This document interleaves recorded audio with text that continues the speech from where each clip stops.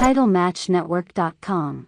Welcome to another edition of the RF Video Shoot interview series. Today we're joined by a true legend in the sport of professional wrestling, a guy you don't want to go messing with, Hillbilly Jim. Thanks for being here today. Les, it's my pleasure to be here. Looking forward to this. This should be a good day. Definitely, 100%. My very first question to you is, why don't you talk about your life growing up before you got into the business? Were you a wrestling fan? Well, I grew up in the South, down in, well, actually it was the Mid-South, down in Kentucky.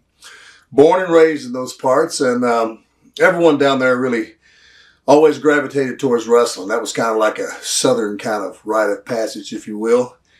And I grew up like all young guys down there watching TV and watching wrestling. Basically, back in those days, though, we could only see it for probably about 30 minutes once a week, and it would come on Saturday evening, usually 5 or 5:30, and it was basically, back in those days, it was even black and white TV, a lot of it was.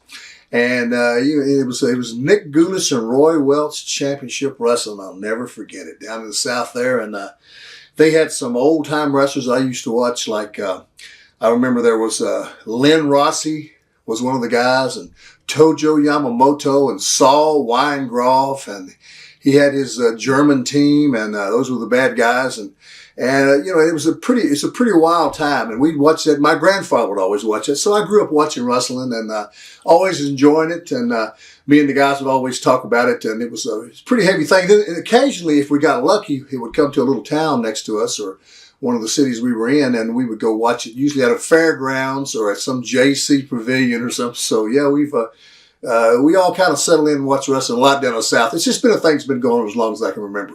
Who was one of your favorite wrestlers watching growing up as a kid? Well, like I say, we were not really exposed to any of the big names in the country because at that time there was no cable. I was a little kid, and so we would gravitate towards the guys that was there in that small little neighborhood. There was a guy named Jackie Fargo. Right. Everybody used to go crazy about it. Fargo Strut. Yeah, he was a blonde-haired guy, and he'd bring in a couple of his brothers, and it was just pretty good. He was probably the most popular wrestler in those parts, and then you had other guys that would come up and young guys coming in and out, but always it seemed to be that'd be the one that everybody just really believed in.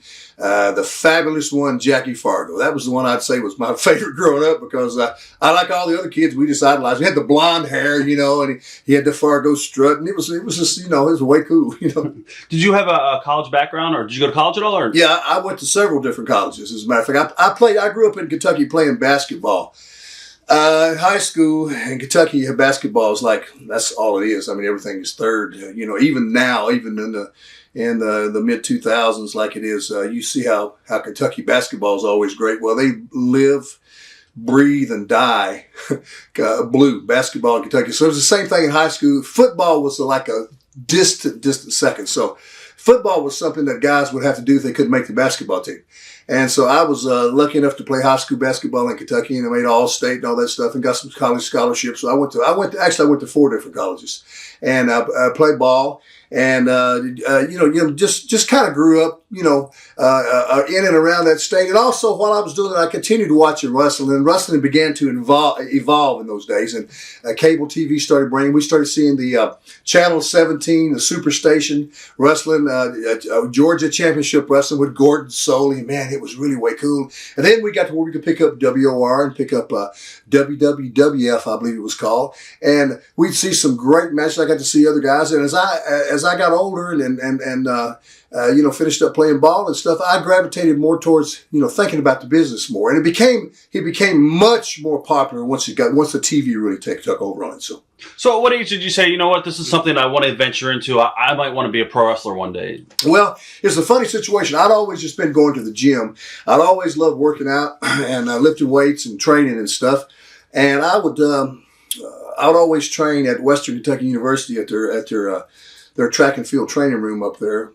I'd lift my weights there and do that. And I would meet a whole lot of different people there, guys that would go to school. So there was a kid that used to go in there, unbeknownst to me. I didn't really know who he was. He was a younger kid. Anyway, his father was a wrestling promoter and a wrestler. The man's name was Dale Mann. Right. Okay, Dale Mann down in the South. And the son was Mike. Mike would go back and tell his father about me because I was a weightlifter then, Right. He said, man, I saw this guy that you'd really like, And he said, you might ought to check into him. So one day, I had already before that met Tojo Yamamoto, was a real famous heel in that area, and I'd already been exposed to him, and he had talked to me about getting into the wrestling business, as well as George Goulas, who was Nick Goulas, the promoter's son. Right. And talk about the business and this and that. And I'd kind of thought about that, but I wasn't through playing ball yet, in sports and stuff. And I tried out for the NBA and all that stuff. And I played a little bit overseas. I might be getting ahead of myself here. But anyway, in Europe for a while. And then I came back, and then I decided I'd just continue with weightlifting. So I got into weightlifting just pretty extensively, like Olympic weightlifting. That's what I was doing for a while there. And I won some meets around, but even then, of course, I wasn't really made for Olympic weight. I was too tall, And but I really had a passion for it. But by being in the gym, virtue of being in there, I was running into all these guys. And so one day after I'd had a workout at the university, a friend and I went to some movie or something we wanted to see, and a man approached me in the movie theater out in the lobby there, introduced himself, and he said, "I'm Dale Mann." He said, "My son's Mike Mann." He said, he goes to the university there, and he's seen you there working out, and he says, "Would you be interested in getting into wrestling?" And I said, "You know what, Dale? As a matter of fact, I would." And that's where it began. And then he took me in, and he began training me on the weekends, because they were doing like a show every 2 weeks in my little town, and they would come into the little sports pavilion out there early, and I'd go out there and train with those guys and talk to them, and it was just wonderful. And so that's how I got my feet wet in the business, and locally in Kentucky. So now, would you consider him your mentor, Dan? Well, no, I tell you, he's a guy that was very influential and very wonderful in my life, and I really appreciate Dale Mann a lot for giving me that break. But the guy that I would consider probably the man that really mentored me the most was an old-time wrestler that's from a Canadian man who lives in Kentucky now. He married his lovely wife there, and he moved there, and he used to wrestle by the name of Beautiful Bruce Swayze. He used to wrestle back years ago with Eric the Red and all those old guys, and he worked for that Eddie Einhorn company. And he used to talk about being in the ring with the Costellos, and he knew Ernie Ladd. He used to talk about all the old guys. He used to know Killer Carl Krupp and all those guys. So Bruce was the guy that pretty much educated me on how to get into business, on the stuff that you really need to know, not the bumps and the moves and things that we need to work on, but psychology, the psychology, so the stuff really that you really need to know most. Right. You cut through the real the bull and get to the real deal. So that's the guy, and his name is Bruce Swayze. He's still around today, a little older gentleman, and we're best of friends now. And he was just a guy that I don't think I would have really been prepared to have made it to this level, to the top level, without knowing what you got to do behind the scenes. Because I tell you, that's just as important, my friends, what happens behind the scenes as in front of the camera, or you see in the ring at night. Because it's you're only in the ring depending on how long your match is. Right? You got 23 hours or something usually the rest of the day to get somewhere and travel, and it's a lot of diplomacy. It's a lot of I guess you call it hobnobbing with one another. It's a lot of stuff that goes into this business that people wouldn't have an ideal about. It's just like any other business. There's always another side to it, the business side to it. Politics too. Yeah, politics are so important now. And Bruce Swayze, though, I'd have to say would be my mentor. Okay.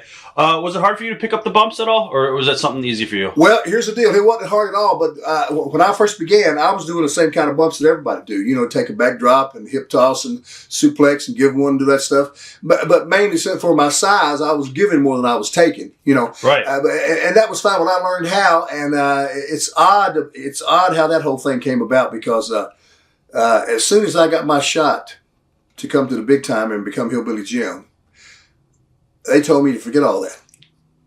Forget that. Hillbillies don't do that. And it's true. You see, I might be getting ahead of you here, but that's where you get into characters, gimmicks, if you will. I'm going to talk about that coming up. Yeah. I want to talk about some of the earlier territories you worked before. Yeah. But we'll talk about that in a minute, and then we got to touch on that again, and I'll tell you what all that meant. But okay. Yeah. But I learned all that stuff at first, and actually since I was always into working out and exercising, it was perfect for me. And another thing that the wrestling business really gave me, it gave me that situation. Man, what a great situation to be able to be in a business that you're going to get paid for doing something you're going to do anyway. which is work out and stuff. Now, here were some things in there that I wasn't ready for, like the tremendous amount of traveling we used to do, the tremendous amount of nights we used to work in the ring. I remember one time I wrestled 63 straight nights. And I remember one time I flew 53 of those 63 days. Now, they don't even let the airline people do that. Right. So, but that was back in the days when the business was on fire. The WWF at that time was on fire, and we had 3 shows going throughout the country a day.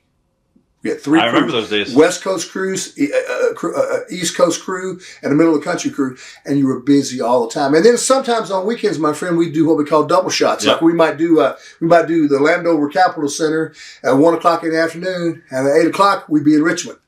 You know. Yep, I remember those days. And we used to even have a thing. It was special brutal weekends. We call them double doubles, where you do 2 on each day. Like for instance, I remember one time we did that exact same thing. We did Landover one day. That evening we did Richmond. The next day we did Toronto, and then that evening we did Cincinnati. Wow. So those were particularly brutal. You know, I can imagine. As far as your first territory, what was your first territory you went into? Was it Memphis or was it Continental? No, the first territory I went into was Calgary. For Stu Hart? Stu Hart. What are your memories of Stu Hart as a promoter? Well, I had broke into business locally in Kentucky, right? I didn't stay long, and they had a real famous guy that used to be up there who I knew him, Archie the Stomper Goldie, Archie Goldie. Somehow or another, somebody told him about me, and me and Archie talked. Then I got turned on to Stu Hart. I got that funky, this is Stu Hart. How you doing there? I understand you're a big man, and you know, that's Stu. It was wonderful. So I said, you know what? Here it goes. So I bailed out. I went to Calgary, and man, what an eye opener that was. I developed a few lifelong friends there, like Bruce Hart. Brett was just finishing up there and heading to the WWF at that time, you know. Right. And Owen Hart, that time, God rest his soul, was still wrestling in Germany as a young kid, you know. I think Dynamite Kid and Davey Boy Smith, they had broken up there too as well, you know, and they married into the Hart family. I think they had been just coming back from Europe or maybe Japan or somewhere, and were heading to the WWF too. So I was right in there right after they had left. And I was just doing my thing up there in Calgary, and I loved it. It was a while. I learned a lot in Calgary. It was very tough because that part of Western Canada is a big, big area, and we travel that stuff. And so I stayed there for a while until it just didn't work out for me, and I had to get out of there. And of course, my mother became ill too, and I came on back home, and I hung around for a while. And that was my first territory. The second one was the Memphis territory. Okay, going back to Stu Hart's promotion, describe the Hart family. Was there any resentment towards Brett or any of the other brothers? Not at that time. I knew all the other brothers, that were alive. The one that passed away, I knew Dean, a thin kind of kid. I think he was living a lot in Hawaii and stuff. But I knew him, and I knew a guy named. As a matter of fact, the house that I lived in, the apartment that I lived in, was owned by Stu's son, Smith. Right. Smith owned the apartment complex, and so I was renting from Smith. You know, and I was doing my thing, and it was great. So I knew all the other guys and the women, the daughters, right. You know, and they were all good. I got along tremendously with the Hart family. I'd go outside, go out to the dungeon, they call it. Yeah. Now I'd already heard all those world famous stories. Did he stretch you down there? Well, here's the deal. I knew better than to get caught up in that, see, because I'd already heard those world famous stories from guys that had been there. Because a friend of mine in Memphis, Tennessee, who was my tag team partner. He had told me about that before I even went to Memphis about it. He said, "Oh, you got to watch out for Stu Hart." He said, Stu stretch and get you in the dungeon. Well, let me tell you. And I found out something about Stu Hart. Stu Hart had one guy that he loved so much. And he'd carry a picture of this guy, Luther Lindsay, a big black gentleman. I mean, a rough looking guy.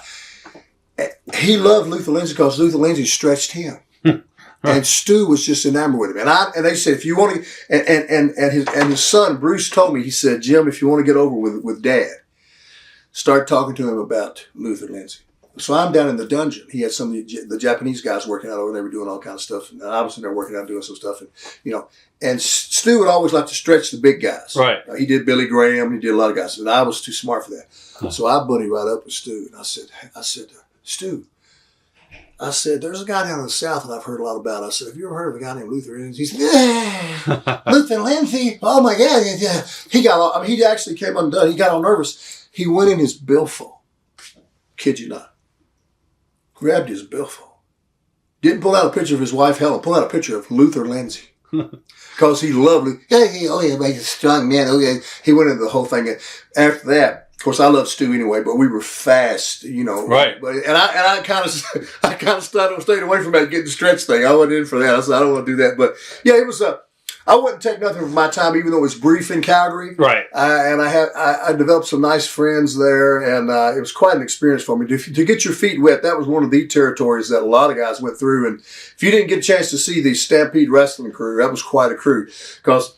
Man, we had guys from all over the world in there. He has Japanese guys with blonde hair down in the middle of their back. It was hilarious. Right. You'd have guys that looked like one guy that looked like he was a cyclops, but he was as smart as a whip. When we'd unload somewhere and go in to eat from those buses we'd be on, he'd look like the circus came to town. Huge, big, crazy looking guys out there in Western Canada. People would just look at you like, what in the heck is this? And Stu would keep that whole thing together, but I tell you, he was absolutely a legendary guy. And that promotion, it really broke in a lot of guys that were very big and important to this business. Definitely, there's a lot of guys, legends. Oh yeah. Now you went down to Memphis. What are your impressions of the Memphis territory, especially with all the travel? Well, the thing about Memphis is I knew a lot about Memphis because I watched their show every week, right? Right. Memphis at that time was pretty much ran by Jerry the King Lawler. Was he Booker at the time when you were there? Yeah, Jerry Lawler and Jerry Jarrett, Jeff Jarrett's father. They're the ones that own the promotion primarily. And it was kind of hard to get your foot in the door down there because everybody wanted to get in there. And finally, I got down there and I met with Jerry. Finally got me a shot. And Jerry's very wise in this business. He's a smart, calculating man, and he's a master of creating things. A very creative man. He put that gimmick on me, Harley Davidson. Right. So here we go to the motorcycle shop, and Jerry gets all this stuff, and I go over on Summer Avenue in Memphis, Tennessee, and I get all this Harley Davidson stuff. Right.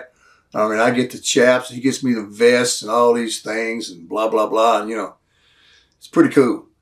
And then he puts me with a real seasoned veteran, a guy named Roger Smith. This guy was wonderful to me, but to other people he was nuts, and they were a little scared of him. He was a scary kind of guy, but he was a sweetheart. Roger Smith, and his name was Dirty Rhodes, so it was Harley Davidson and Dirty Rhodes.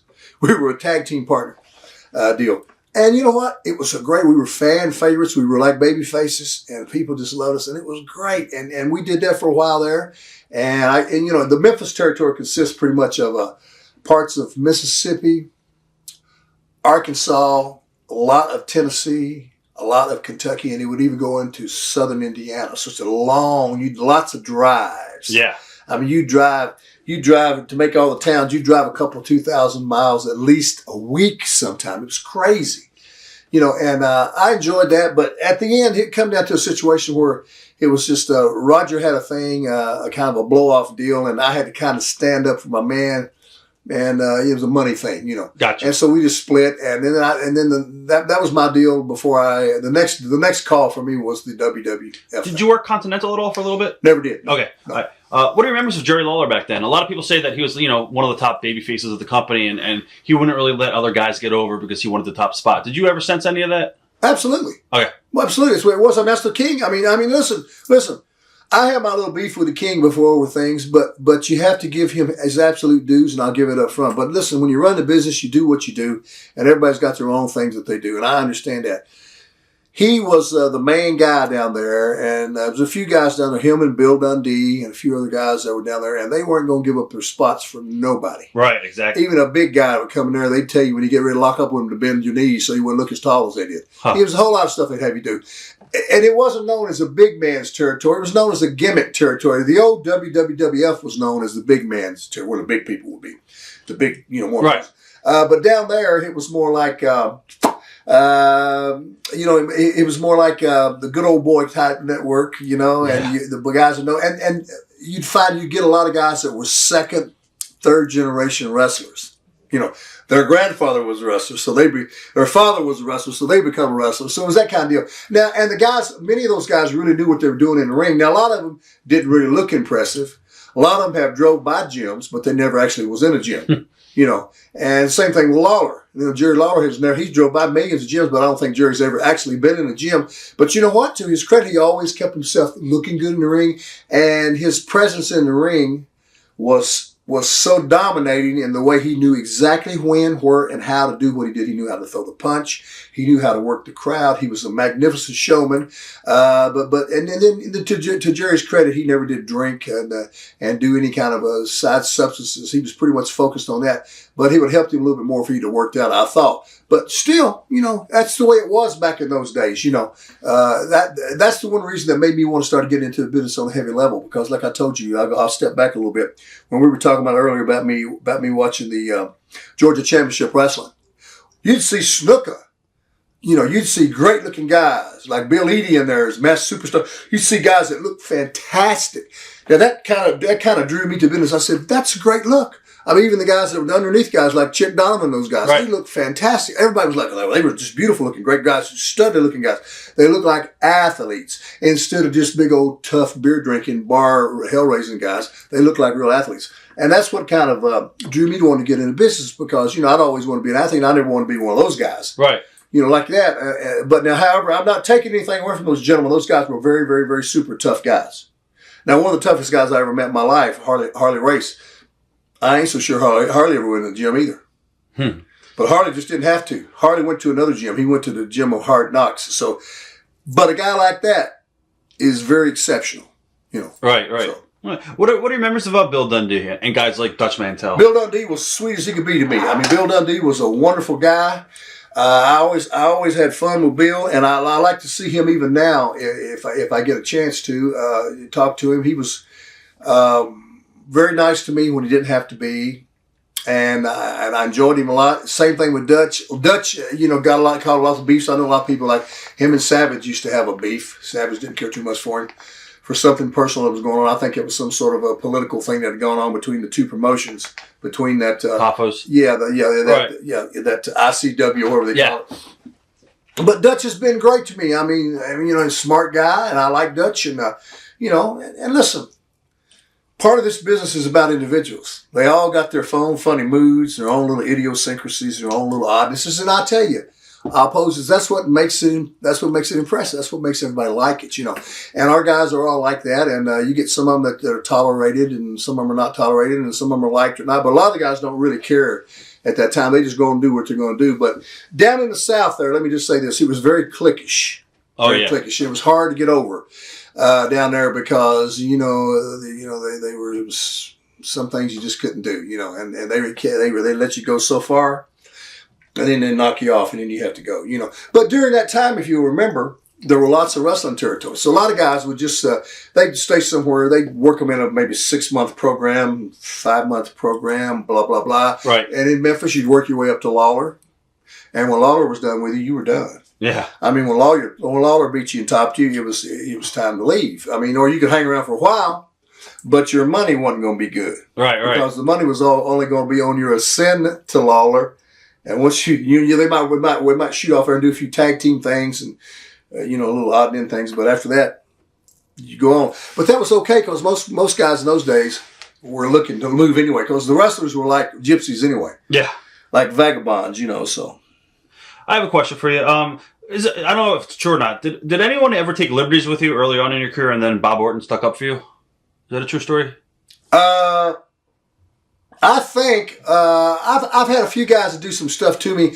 I had a few guys that try some stuff like that down in that Memphis territory, but I had that Roger Smith with me. Right. And I might not at that time even realize, see, when those guys are experts and they've been there, they can do stuff to you. You don't even know they're making you look bad. Right. In other words, they can do little things that make you look bad and you don't even realize. But Roger was my backhand. He was like, smarten you up. Oh, he would smart. He'd tell them, hey, And then quickly I learned that. Now, when I came to the big league, the WWF, I had a couple people, I think, trying to say a few things. And me and Bob Orton, what a great gentleman. I mean, me and him always got along wonderful. He just like as good a hand in the ring as there ever has been. Cowboy Bob Orton knows nobody better. And we just got along real well. And I'd ride with Bob a little bit, even though I was a good bad guy. I was a good guy. He was a bad guy. We'd do little shows. And Bob was just sweet to me. But I learned a lot of things from him, asking him things, about stuff. And he'd just tell me stuff. But I'm not so sure he didn't say a few things to a few people on my behalf, which I always appreciated. There was a while there when I had a little problem with John Studd, me and John, and I love John now. And this is in New York. Yeah, in New York. John would try to take advantage of you a little in the ring. He would, because first, if Andre and I were wrestling him and Bundy, he wasn't going to get anything off Andre. He had to take it on me. Because you know that when you give it to Andre the tag, it's going to be the Andre thing, because Andre would do the Bundy and Stud thing, blah, blah, blah, blah. Right. But you know what? I was a young guy, but I was knowing. I knew what was going on. But I didn't as long as it just didn't get out of hand, I didn't say anything. And John and I became fast friends, God bless him, in his last years. And even while he was there. And even one time when he took off, I took his spot against Andre, working against Andre for a long time there. And I guess, thank God, I guess I was just lucky I come along at the right time. Because I hear back in the 40s and 50s, there was a lot of that was going on. Right. Because guys were really big into shooting and stretching you and hooking you and hurting you. And you hear those little guys talk about all that stuff, But as it evolved into entertainment more, that looks ugly in the ring when you start doing that. Yeah. So, we try not to do that, So, basically, as I sat over here from you and I'm thinking about this, I don't really have too many remembrances or recalls of people doing anything. There were some little things that happened, but it wasn't nothing significant. I had one thing in Memphis happened time with one of the Moondogs one time. Spot would do a little something. Moondog Spot, God bless him, he's gone now too. And I remember my buddy Roger Smith, Dirty Rose, got on him about something he was doing in the ring. And I didn't even realize, to be honest with you, I was so green. Right. I didn't even realize what he was doing. Huh. Gotcha. All right. How did you wind up in WWE in 1984? How did that come about? Well, I'll tell you, I mentioned earlier in the interview, Bruce Swayze, beautiful Bruce Swayze. He knew a lot of the guys that were in the WWF at that time. He knew Pat Patterson. Right. Canadian gentleman. And he knew a lot of the cats, Junkyard Dog and those guys, and they were in Nashville, Tennessee at the Municipal Auditorium one night. And Bruce said, Jim, now I'd already been in the business, and I'd already been with Bruce we went down to Florida and met with Dusty Rhodes and Freddie Graham. J.J. Dillon was down there then, and we were talking about maybe me getting in with Dusty, and I got to meet those, and I went over and met, it's the first time I met young Barry Windham and Blackjack, great guys. Right. Cowboy Ron Bass, and Harley was on that card that night, but several months after that, we went to Nashville to a WWF match at that time. And brother, it was a loaded card. Everybody was on there. Piper was on there, Snuka was on there, Junkyard Dog, Kamala was on there, John Studd was on there, Andre was on there, King Kong, everybody was on that card. And they took me in the dressing room. And I went in the dressing room. Bruce took me in the dressing room, Pat did. All the guys just started coming up to me, and John Studd wanted to get up behind me and see which one was the tallest, and it was great. Huh. And they were sweet. Pat Patterson said, oh. Pat said, I want you to wrestle tonight. Honest to God. Well, I made the cardinal sin. I had no idea I was going to say. Most wrestlers bring this shit and put it in there. Yeah. I said, what's the chances? Some of the boys had to give me a pair. Somebody had to give me a pair of trunks. Somebody give me a pair of boots. Snuka give me a knee pad or something. And I went out there and wrestled about 20 or 30 minutes with this kid named Tommy Hagee. And we just went through the match.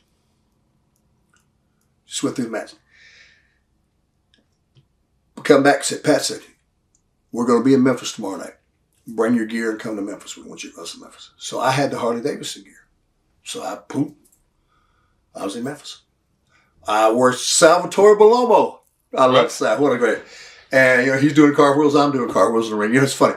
But anyway, we worked the show there, and then Pat went back to the office in Connecticut, and he told them about me. And it was about 3 weeks to a month later. Right. My pal, Howard Finkel, calls me. Jim, this is Howard Finkel. You may not know me, but we'll probably get to know each other. We would like for you to come, and they want to book you on the show in New Haven, Connecticut. So, Howard arranged everything, and I flew to New Haven, Connecticut. And I had a match. Right. I'm trying to think who I had a match with in New Haven. I don't even remember my first match. It might have been Salvatore Bellomo again or somebody. But I had all this Harley Davidson gimmick stuff on, right? Vince was there. George Scott was there. Chief Jay Strongbow, God bless his soul. Well, as soon as my match was over, they get me back there and they said, okay, this is great. What are we going to call you?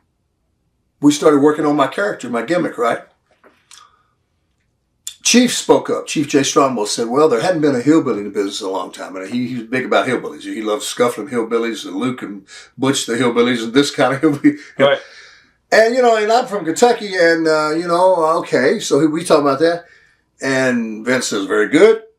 And then he said, well, where are you going to say, where would we say he's from? I said, Mudlick, Kentucky. Vince says, like this. He says, oh, that's good. Just like that. So that's how the Hillbilly Jim thing was born. George Scott was the booker. And Chief was one of the agents at that time. And, of course, Vince was Vince. And then what happened is I go home. They start sending me checks, which is always good, right? Right. They start sending me checks. And I noticed I was making more money, just the checks they were sending me, than I was doing my best week working in other territories and driving 2,000 miles. So what they did, that's when they started the Hillbilly Jim in the audience thing. Yes. And then shortly after that, they said, Jim, here's what we're going to do. And they started explaining this to me. And we started talking. And then we put me in there. And then I would show up at the Madison Square Garden and come in through the front just like the regular fans. Right. And go through all that and work my way down to the front of the ringside. Sit there and they get the camera on me. And Gino and Lord Alfred would say, look at that big man there. I said, well, look at that big hillbilly. Hello, hillbilly. And then I'd go to Brantford, Ontario, and London, Ontario, and Philadelphia. They put me in all these places. And then they put me at the TV in Poughkeepsie. And we cooked it for a long time. Instead of just doing something and everybody figuring it's going to happen right away, they let it go on for like 2 months almost. Right. And then finally, when the deal was right in Poughkeepsie, there was a match, and S.D. Jones they were getting ready to cut S.D. Jones' hair. Bobby Heenan, Ken Patera, and Big John Studd were getting ready to cut S.D. Jones' hair. Hulk ran into the ring, right? Bah, bah, bah, bah, bah, bah, bah. Well, they figured out a way to stop him. Kenny Patera and John Studd stopped him, and Bobby Heenan was going to cut his hair with scissors. He got the scissors out and did the whole big dramatic deal and looked at the people with the scissors and looked like that. And everybody said, you need to get it out. Of course, that was my turn. I jumped in the ring, and I spun that Bobby Heenan around. Boom, boom, boom, scissors flew in the air. And next thing you know, me and Hulk got rid of, Patera and John Studd. And then we started shooting those vignettes of Hogan training me. Yeah. And so that's where my career was born. And the first official WWF match I had was in Poughkeepsie with, if I'm not mistaken, Terry Gibbs at Poughkeepsie. And my first big shot in the Garden, and this was a great one because the first time you go to the Garden, I'll never forget this. My first shot in the Garden, man, it was magic. Danny DeVito was there, Arnold Schwarzenegger was there, Joe Piscopo, Andy Warhol. This had to be word to settle the score. Andy Warhol. They brought him in. He was in there. So he was in the back in the dressing room. So anyway, my first match was with Rene Goulet, and he had that Michael Jackson glove. Yeah. Oh, man. It was great. And so there it goes. That's the way the story started, That was for War to Settle the Score, too. That was the big MTV special that started everything off with the Rock and Wrestling connection. Yeah, we always did this stuff with Cyndi Lauper and those things. And then, of course, it just went, it just snowballed at that time because the WWF they were so ahead of their time on pay-per-views and all the things that they had. going, with merchandising, and they just knew how to do it much better, just like they do now. Right. They just have it down to a science. And we started the rock and wrestling thing, and then we were recording our own music, and I did the Don't Go Messing with a Country Boy thing at the Hit Factory in New York City with Joel Dorn producing it, and Cindy and all those guys being around, and her boyfriend at that time was Dave Wolf, and it was just a magical time. Meatloaf was around there when we were doing some of those albums and things we were doing. Rick Derringer was in there with us, and it was a great time. And then he started all this action figure stuff that we still it's become the standard for this business. I've had, and since then God's been so good to me. I've probably had 5 or 6 different kinds of Hillbilly Jim action figure things. It's just amazing, from the little thumb wrestlers they used to have, and the whole, and then the games. They just did merchandising. Right. All right. What was Vince McMahon like to work for? Fantastic. I can just tell you the truth. And I'll be honest with you, Vince, everybody says this and everybody says, I never had a problem with Vince. Vince was always really good to me and kind to me. Family's been real good to me. I'm like everybody else. Sometimes I've always questioned sometimes some of the things they do, but let me tell you something. He always seems to know what he's doing. It always seems to come out. And back in those days, he gave me a good chance when he didn't really have to. And he took an old boy from down in Kentucky, to be honest with you, my friend, who didn't have a whole lot of anything, and set it up where I had a whole lot. And, I'll always and forever be grateful for that, Now, saying that, of course, I've been away from it a lot longer than I was ever in it. Right. And things have changed a lot. But listen, we're not helicopters in life, brother. We don't hover. We don't go backwards. You can't go back in time, and you can't go into the future. You only live now. We have remembrances. That's what memory is about. And I have great memories of my time. It was very difficult. I can remember all those shows that we run to. We used to it was relentless. Our schedule. These guys have got things they do now, but it's nothing like ours. It's humane now. You can handle it. Back in our day, guys were cracking left and right. I've cracked before and just run off and run home because you just lose it. A lot of guys, I believe in their days, kind of subliminally. Subconsciously were begging for an injury so they could just go home. Right. As long as it wasn't a horrible injury, because they're just burnt out, when you're going, the longest I remember anybody going continually, and there's probably guys beating me, Hercules Hernandez, God bless his soul too. He went 90 some days in a row without missing a match. He worked every night, 90 some days. That's a crazy schedule. Did you do any recreational drugs? I know a lot of guys that I've done interviews with talk about uppers and downs. With my hand to God, I have never tried cocaine in my life. I've never done any of that stuff. I don't do weed because, first off, it makes me hungry. I can smell somebody smoking, and I get all giggly and stupid. And it's weird. So I don't like cigarettes. I don't like tobacco. So I don't like inhaling anything like that. About the only thing I'd ever done was what most everybody was I'd drink, and then I'd drink to a point where I knew what I was drinking because I knew what to do. But as far as the pills and stuff, I was never into all that. I was never into that. Now I have taken sleeping pills to go to sleep, right? But never no more than 2 or 3 days in a row. And I never was one of those guys that would take those things in the daytime and wake up and not knowing how you got there or what happened to me. I never did do that kind of stuff. And you know what? Truthfully, since we're into that. A lot of the guys, first thing they do at night, go to the bar. You never saw Hillbilly in the bar. First off, I'm out there for a reason, not for a season. I want to get what I got to get. And I realize if you're babyface, heel, good or bad, if you go to that bar long enough, you're going to have problems. Hercules Hernandez, who we just mentioned, he lost a lawsuit somewhere in the middle of the country, in some little town, because he was in the bar and he got in an argument with some dude. And he lost a lawsuit and had to pay money because he swore at the guy and spit at him. He swore at him, like cussed him, right, and spit at him, and he lost the lawsuit. So my deal is, I didn't want to blow my money with something frivolous in the bar. And then plus, I've noticed those guys. If you're on one of those long extended tours, and you don't take your butt to the room and get you some sleep, you're burning your candle at both ends. It'll burn twice as bright, but it's going to burn out. And after the end of 10 days, you're toast. So, and then you start getting hurt, see? And so I just, that's one thing I'm glad to say I was a little older when I got into business. And I'm glad I didn't fall for those things like a lot of the young guys did. And so consequently, I saved my money. And Chief Jay Strongbow, I'm pulling out all this stuff. Right. He's gone now. He used to get on with me all the time. Who you wearing that jewelry for? You never see Hillbilly wearing no jewelry.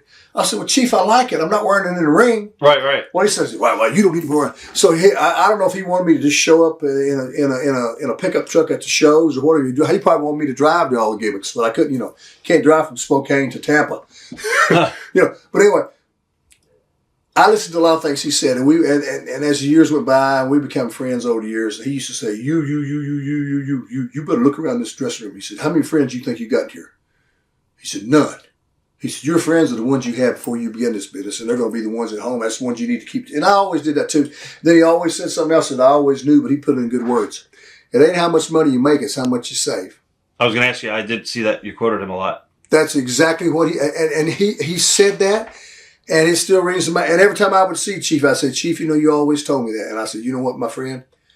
You bear it out to be right." Now, he might not have said it in the nicest, kindest way. Right. But he didn't care. Because I know you said that quote about Ric Flair. You talked about Flair one time during an interview, and you said that it's amazing that, Rick has made all this money in this business, but where's it at? I'm worried about him. And I'm not saying that because I'm happy. First off, I'm not one of those kind of guys that takes pleasure in somebody else's misery. I enjoy and get off, if you will, on somebody doing something good and succeeding. I'm not so sure that most people are like that. Most people are jealous when you hear about somebody succeeding or having a little bit of luck. But it does my heart good to know somebody does well. And when I see my boys, I like to see guys and they're looking good. It makes me happy. It lifts me. I wish I could see more of them and they look good, But it just don't turn out that way because, we're all victims of, we're victims of ourselves. If you want to look at what the problem is, you look in the mirror. Right. So. Now, did Vince change over time with success? Did his ego get bigger, or was he still... Now let me say this. I can only speak to this on what I know. And I'm not really going to speculate a whole lot. While I was there, Vince was great. Now, Vince never got in the ring.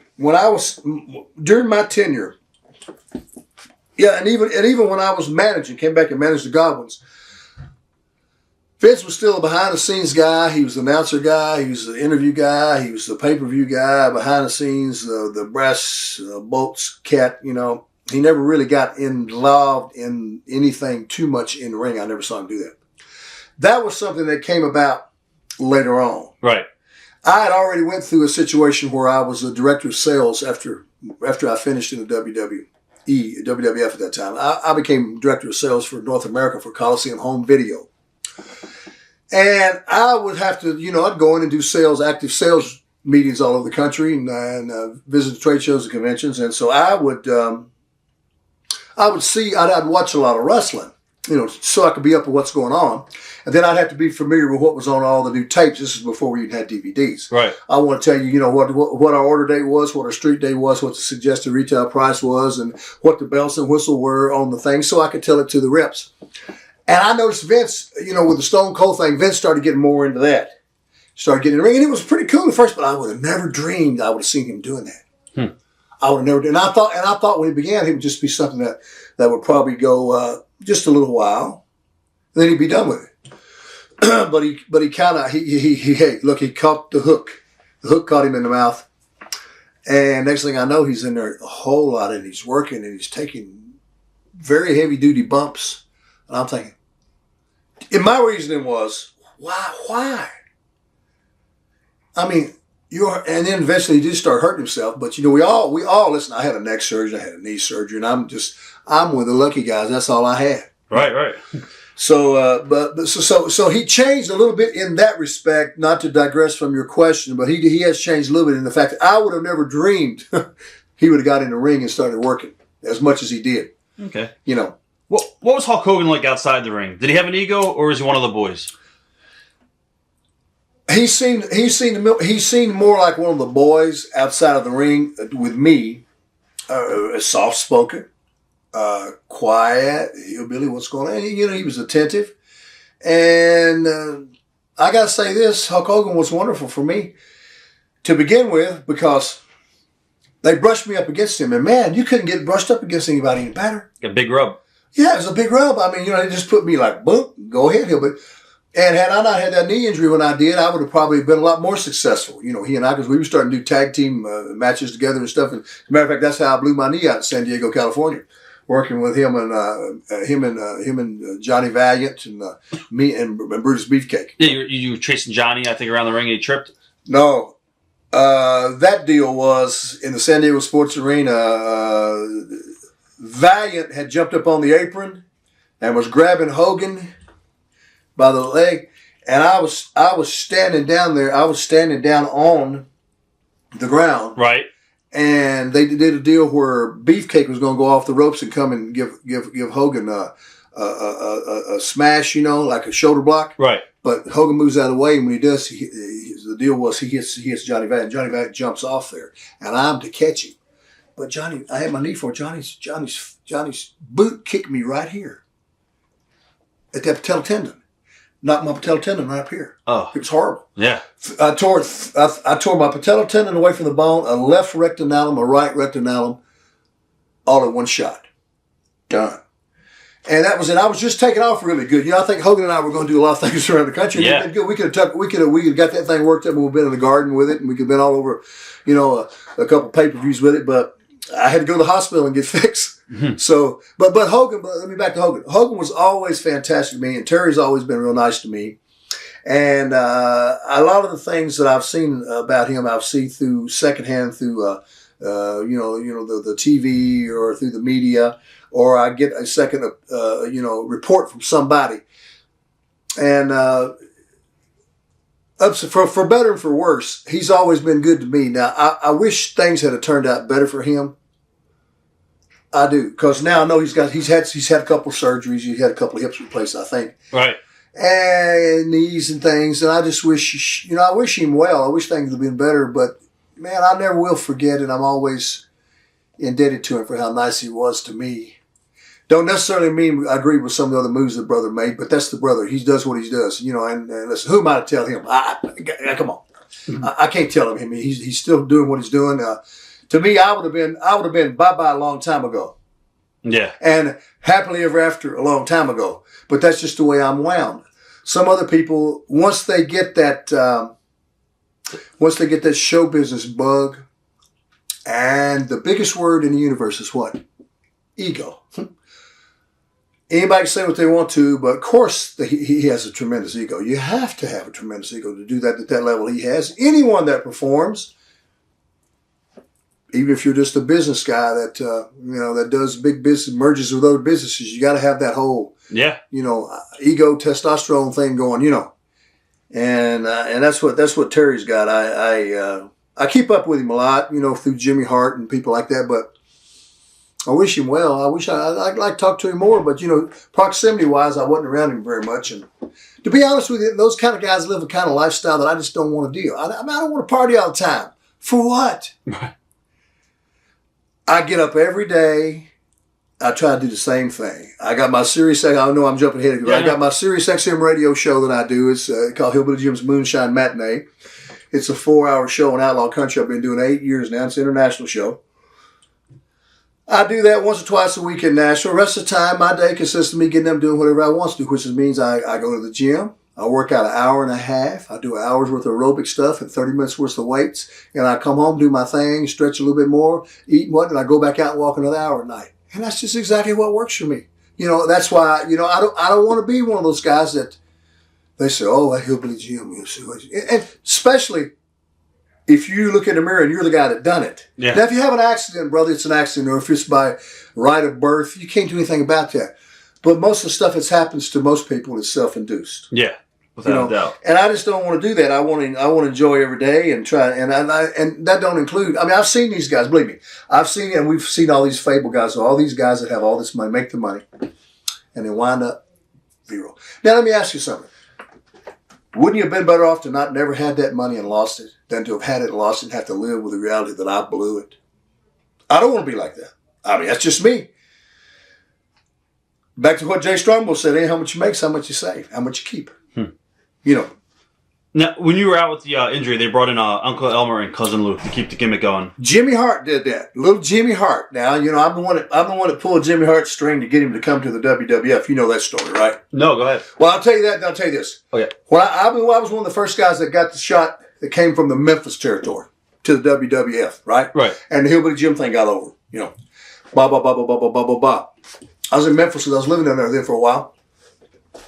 Howard Finkel called me one day, and we were talking. He says, Hillbilly. I said, hey, Howard, what's going on? I was off for a few days. He said, we were talking about Jimmy Hart. He said, you talk to him much? I said, I talk to Jimmy all the time. I said, I know he'd love to come. He said, do you think he would? I said, yeah, he would. I said, Jimmy, even though he's staunchly, Jerry Lawler and the AWA down here in Memphis, I said, but I believe he'd love to come. He said, wow. He says, that sounds pretty amazing.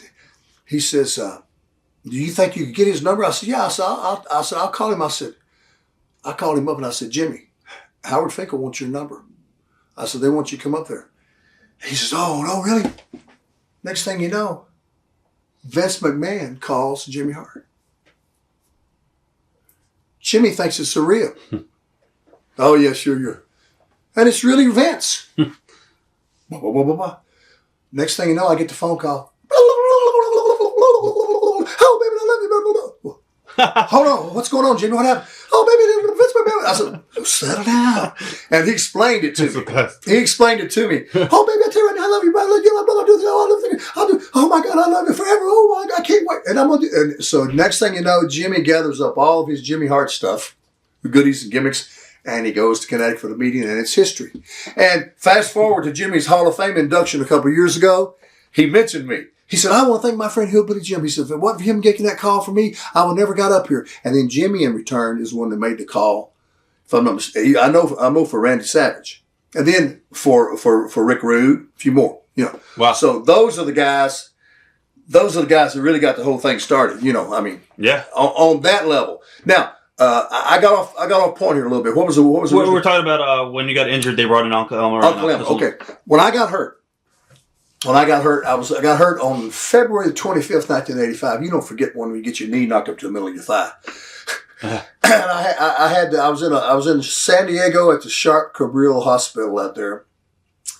And I had to have all that reconstructive stuff. Well, not reconstructive, but just, things pulled back and stretched and all that. And the pins in my legs and, and blah, blah, blah, and pins and whatnot.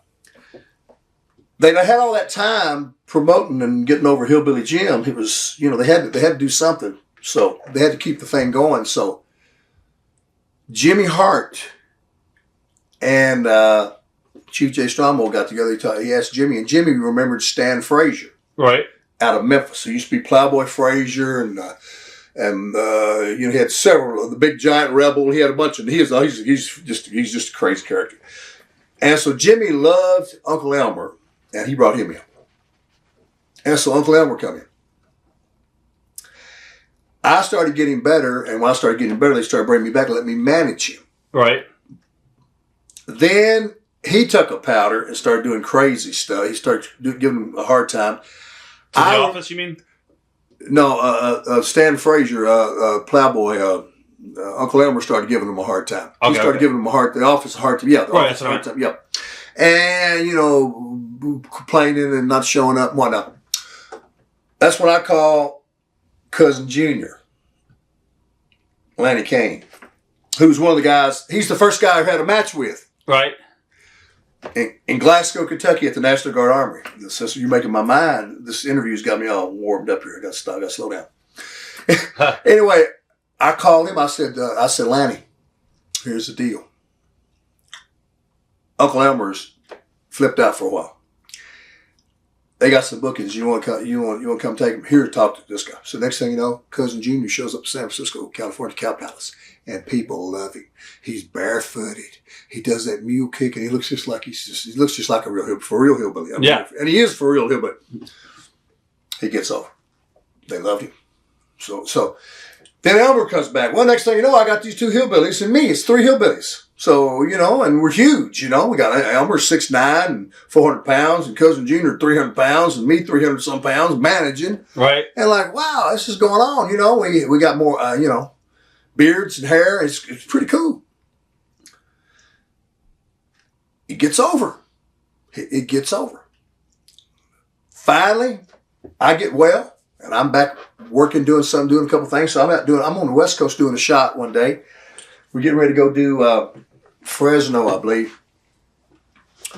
Sacramento somewhere. So we're out there in that San Joaquin Valley one morning. I'm having breakfast at the little coffee shop, and all of a sudden Chief Josh Strongbow comes in. Hillbilly, come with me. He's mama's. What's going on? Oh, come on. He's bitching and moaning. He said, damn Elmer's done it again. I said, what's he done? He's held us up. I said, what do you mean? He's supposed to be here tonight, this very night. I'm in Fresno now, mind you. Right. He's supposed to be this very night in Providence for Saturday night's main event. He's got a match against King Kong Bundy. He ain't going. It's already advertised. Vince is livid. Electric. You gotta go. Me gotta go? You gotta go. How am I gonna get there? Commercially, they hired a Learjet to fly from one of them little California towns over to where I was, Fresno. Right. Picked me up, flew just me in an 18-seat Learjet, 2 captains, just me. And they had the damn thing catered for 18 people. So it's all these racks of salmon. I was like, oh, it's pretty good. I was so happy. I said, man, that's pretty good. And you know, if you've never been in a Learjet, have you ever been in a Learjet? No. First off, let me look in the camera. It's very scary. Because, a regular jet takes off like this. Learjets don't do that. They fire off, and as soon as they get to going good, they lay straight back and go straight up into the air. Because you're like 20,000 feet higher than commercial jets. You can see commercial jets going underneath you. Because they go so fast, right? So we're flying along. And I could tell, when you're flying and you're going fast, you can just feel it fast. It ain't like a smooth. Right. You just feel you're ripping the sky. But I'm like, man, I'm high. And I can see commercial jets way down below me. So I'm flying along, and one of the captains says, hey, you must be a pretty important guy. And I'm sitting back there going, me? He said, yeah. He said, you must be a pretty important guy. I says, why you say? He says, wow. He says, it's flying you over by yourself. I said, how much does it cost to fly me? He says, $27,000. Now remember, this is in the 80s, brother. This is in the 80s. It cost $20-some thousand. I think it was 27 to fly me, just me. From there, well, when we get in range of Providence, right even before we start landing, I start putting on my gear because I'm going to have to go right to the arena because it's Saturday night's main event. Because it's they're 3 hours ahead of us, right? Right. So I get on everything on. I get my knees fixed up, and I get my boots on, my knee pads, and I'm sitting there in my my wrestling tights, and all I got to do is just slide my overalls on. Yeah. So as soon as we land, I slide my overalls on. I get them on. I'm getting ready to get it because I want to go right in there to the limousine's waiting right there. I walk right down out of the thing, man, in the limousine. I said, brother, could you pull around the corner? I said, I think I got to take a leak somewhere. I said, before we go. I said, before you take me to the arena.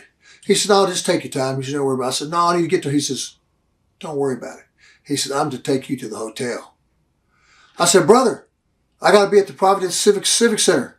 The dude looked around over the corner. He says, Uncle Elmer showed up. Wow. That's heat. He cost him $27,000 for me. What they did is they let Bundy annihilate him. And then they fired him. But the downside was I had to take all of his bookings. But they paid me like $2,500 just to show up for that. You know what I'm saying? So that was a big swing. But that was the last of Uncle Elmer. Now, did he sell fake watches to the boys my God, and stuff? yes. That's what I heard. He was in the locker room giving fake. Rolexes. Yeah. Rolexes. She could hold his watch up like this, and in a minute hand would just fall over here and go do. And I think, and they said that Vince got him over. Bobby Heenan said that Vince got him over to the side and says, Elmer, look, we don't need you doing this in here. He said, these guys in this dressing room can afford real Rolex watches. Next thing you know, they said they saw Vince with one on. I think he gave him one. Just because they looked just like the beautiful. I mean, they were real nice ones, you know. Right. And he'd even get Sheik had the one that looked like with all the diamonds and the jewels and gimmicks, and it was like but they were they were phony as they could be. But yeah, he was quite a con artist. And then after that, after he was gone, we got Gene Lewis to come in. Remember Cousin Luke? Yep. Who's a dear friend of mine. I love Gene. And Gene did real good. And but by that time, I was getting well again. I was healed up. And Cousin Junior had already had a problem with him, and they let him go. So now it was just down to me and Gene. And we did that for a while. And then eventually, they just started booking me and stopped booking Gene. Right. What was Andre the Giant like outside the ring? Is it true you seen him one time eat, I think it was 20 steaks or something at a diner or something?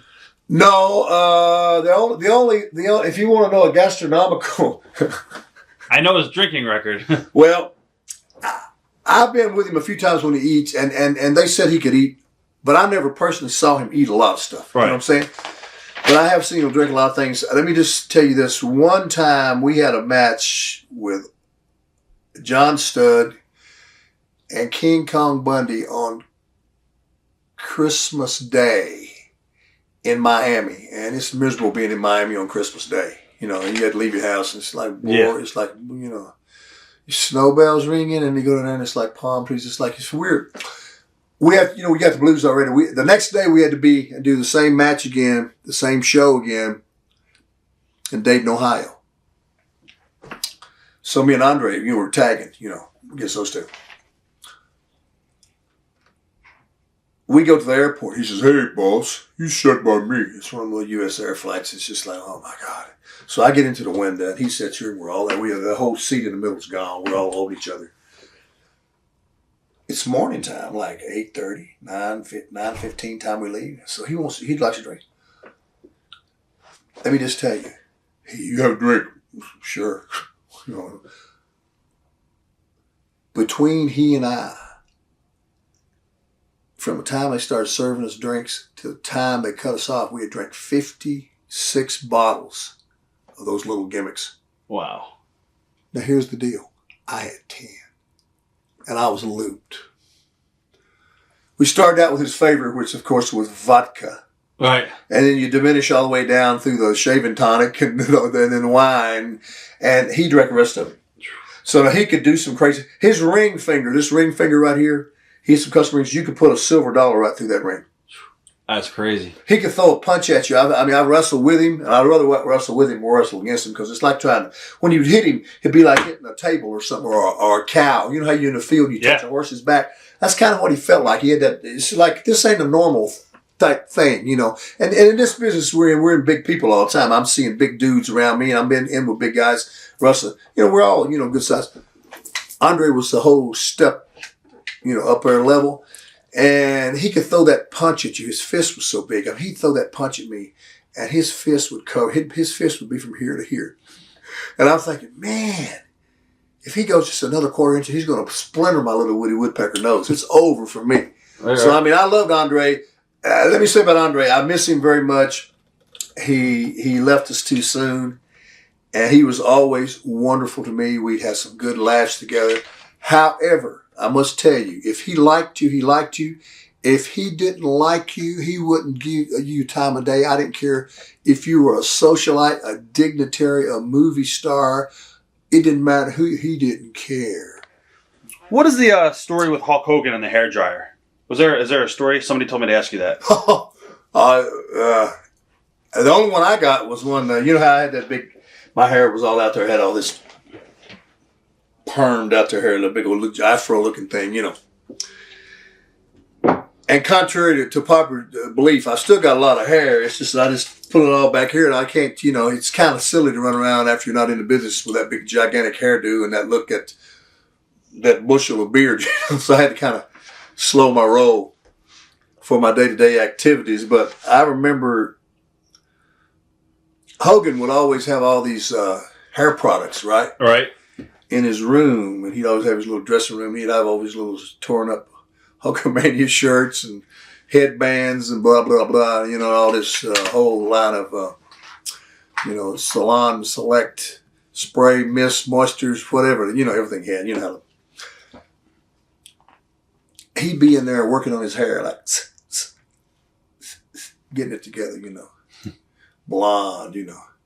And it was wonderful because as soon as he'd get hot, it would look like a feather on his head anyway, right? Right. Because you could see right away his hair was gone, right? But he would go in the ring and it looked nice, you know, blonde, you know. And I saw him in there one day. He's working this stuff. And I just finished a match or something, just come out of the ring, and I just come out, and I went, hey, Terry, what's going on, brother? And my hair was all out there, and I said, damn, man, I stood in front of the mirror. I said, not damn hair. I said, I can't do it with it. I said, it's so thick, and I just got so damn much of it. He said, hey, man, get out of here. He got him hot. You know? That's awesome. He beat over the hairdryer. You know, it was just hilarious. What are your thoughts on Dynamite Kid? I read his book, and I know he buried you guys. He said the gimmick. You know, I never heard. You know. Someone told me that. To be honest with you, I don't read nobody books, those guys' books, because I know the book, I know the story. But people have told me kind of what he said about me, and to be honest with you, I'm gonna shoot straight to. I don't have an idea why Dynamite would say anything about me because we never had a problem. As a matter of fact, we were always best of buddies. And really, I can't sit over here and say anything really bad about the kid because I mean he was always nice to me when I saw him. Tommy was, and I heard a lot of things, you know, since he's been incapacitated and he's real bitter and all that stuff. But I never done anything, you know, to him. I never bothered. I never done nothing to him. You know, I was always one of his buddies, and the same thing with Davey Boy, and we got along famously. We laughed. We had a lot of stories, and you know, he was just Dynamite. I mean, everybody knows the story about Dynamite Kid, a vicious ribber. Everybody knows he likes to rib and he'd like to do all these kinds of things, and you know, and he's shit disturber, so to speak, and then he'd be a little bit salty, and he was rude, but not to me. He was good to me, and I know he'd done a lot of things until those Rougeaus knocked his teeth out one time, and this was not no memory. This was a real deal, and you know, I'm just saying, hey, if you're gonna give a rib, sometimes you got to take a rib. And anyway, they fixed him up on that. But the things he said about me, I can't sit over here and say, I really tell you the truth. It's so inconsequential to me, I don't care because first off, I don't read those silly books. He didn't write the book anyway. Somebody wrote it. He's just telling what he's telling in it. And who knows what he's saying. It just sounds to me like he's having a bad life. And guess what? Like I said earlier, it ain't my fault. Nobody told him to go out there and abuse his body. Take all those bumps, jump off the top of the ceiling into a teacup because it's cool. Oh, it's cool now. But when you get to be older and you're in a wheelchair and you got a million pains, now who's cool? Now who feels good? See, that's what I'm trying to say. And nobody, all the times that I've seen him, you're drinking some water. I've never seen him drink a glass of water in my life. It was either coffee or beer. He never had, and a cigarette continually in his mouth. So, you know, he was burned. And then, like I say, he was mean to his family. Got thrown away. Nobody cares about him. And I was one of the guys that always liked him. And I still feel bad about that happening to him. But man, he did it to himself. And you know, you got to say something about somebody. I don't really tell you the truth. It don't bother my life one bit what he says about me. I'm just honored he mentioned my name. Thanks, appreciate it. Were you there for the Rougeau fight? Oh yeah. What are your memories of that night? Oh, I just remember him I didn't see it happen. He showed up in about a half hour after it happened and was smiling like this with his teeth missing. Look, Jim, his teeth were gone. And he didn't even, and he tried to be tough, you know, want to be a little tough guy. He wouldn't even go try to get him, he wouldn't even make it like it was no big deal. Like he didn't want to go get him fixed or nothing. So in other words, he's one of those kind of, he's one of those kind of circus kind of cats, you know, like you talk about freaks and geeks that, you know, don't care what they do themselves. He just did it to himself. And look at the other one. I mean, Davey Boy was an awful ribber too, and done everybody bad, and he just did crazy stuff, and then kills himself with drugs. Come on, I mean, hello, who don't get the memo on that? That's been done so many thousands of times in this business. You take drugs, you drink on top of them, you might not wake up. Right. I got 50 guys I could start naming names off here. That's all happened to them. I mean, and you know what I'm saying? You can't tell somebody something, though. Let me just say this to you. Those two guys I just mentioned, you can't tell anybody anything that knows everything. With Dynamite, did you ever see him take liberties with enhancement talent at all? All the time. All the time. Yeah. They didn't care. They just chew them up. They just meat to them. You know, it didn't matter, you know. So, you know, but I mean, just the kind of guy that just pretty much, you know, had the world by the tail, but was just he wanted to be surly and mean. Just had mean temperament, and he treated his family like that, his wife, and there's consequently they leave him, and his family leaves him, and everybody talks about him. And then you wind up in a nursing home somewhere smoking cigarettes all day long, talking about how bad you were done. Which is, I wish him well. I wish he, but let me tell you something, and that's what I say. I want to go back and say about these guys in this business. All these guys running around here talking about how cool he's doing all these crazy, amazing bumps. It's supposed to be entertainment. If you can't figure out how to entertain yourself, the people, without killing yourself, then maybe you need to get in another business. That's just my way. Well, that's why they're all running around here with hips and all weird looking and stuff like that. And I ain't got none of that. I was in there too. I mean, I could have done that stuff too if I wanted to, but at the end of the day, the only one that pays is you. See? And here's where you really mess up. If you don't save your money, you're like those NFL guys. They get hurt and destroyed, and they ain't got no money. And you're going to have those concussions. You know that. Everybody asked me what happened to Chris Benoit. It wasn't steroids. If it was steroids, every bodybuilder and powerlifter and shot putter in the world would be killing people. They take a lot more than he took. It's not steroids. Concussions. I know for a fact he was knocked out every weekend for years up there in Calgary when he was coming down from Edmonton, wherever he was from, down to Calgary to try to learn how to wrestle. Because Bruce Hart told me he just wanted to be like Dynamite Kid so bad and do that head thing. He would get up in the corner on the turnbuckles to come off there, and he said knocked himself out every time. I mean, your pumpkin can only take so many hits, and then you lose it. So and we're talking about stuff later now. And see, that's the thing about youth. The most powerful thing in the world is youth. When you're young, you don't think about that stuff. But as you get a little older, you see it happening. And if you're smart when you're young, you look ahead and see the guys that come before you and say, look at them, man. They're a bag of bones. Why are they a bag of bones? Why are they broke down? Why are they hurting?